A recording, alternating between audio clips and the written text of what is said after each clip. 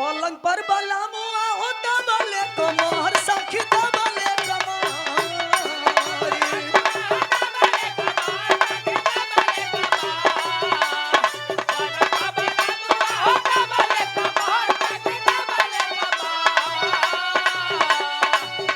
अरे पलंग पर बलमुआ होता बले कमर सखी दबले कमर बलमुआ राती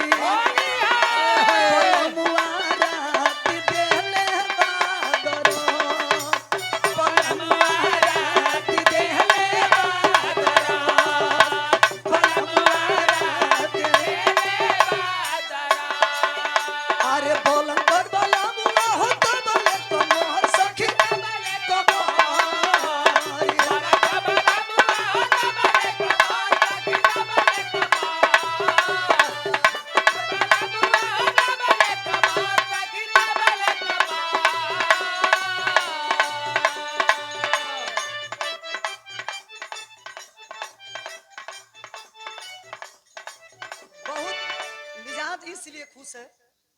कलाकार जो गाता है आप बजा दिए, धन्यवाद के पात्र हैं। सही लोग कहेलन कि पुराने चाउर पंथे पर मास्टर एक नंबर के। अरे वाह, ऐसा रिंच बानी की जो है मन करी तो है लगा दे। अब तक के भदोही में होते हैं।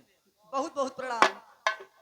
पलंग पर बलमुआ होता बले कमर सखी दबले कमर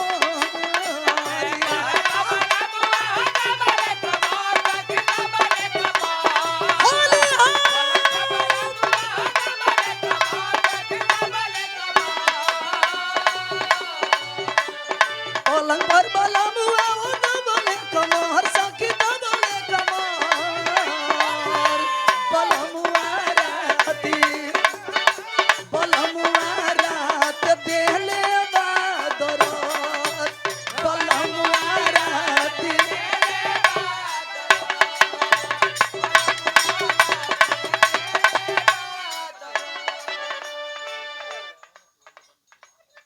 अच्छा गाते हैं। अरे बंद कैले किली किली कैले बंद कहतिया दुख कहतिया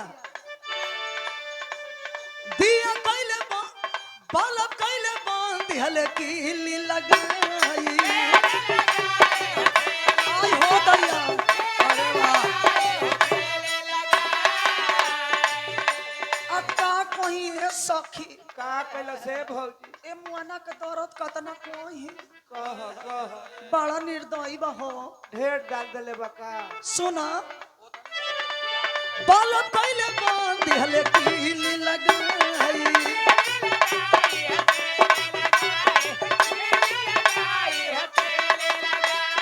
देखनी बलमुआ के गोइली लजाई गोइली लजाई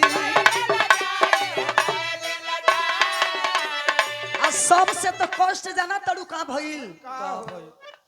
अरे लेबे अइले किस गाल दी हले रगड़ गाली दी हले रगड़ी सखी दी हले रगड़ी अरे लेबे अइले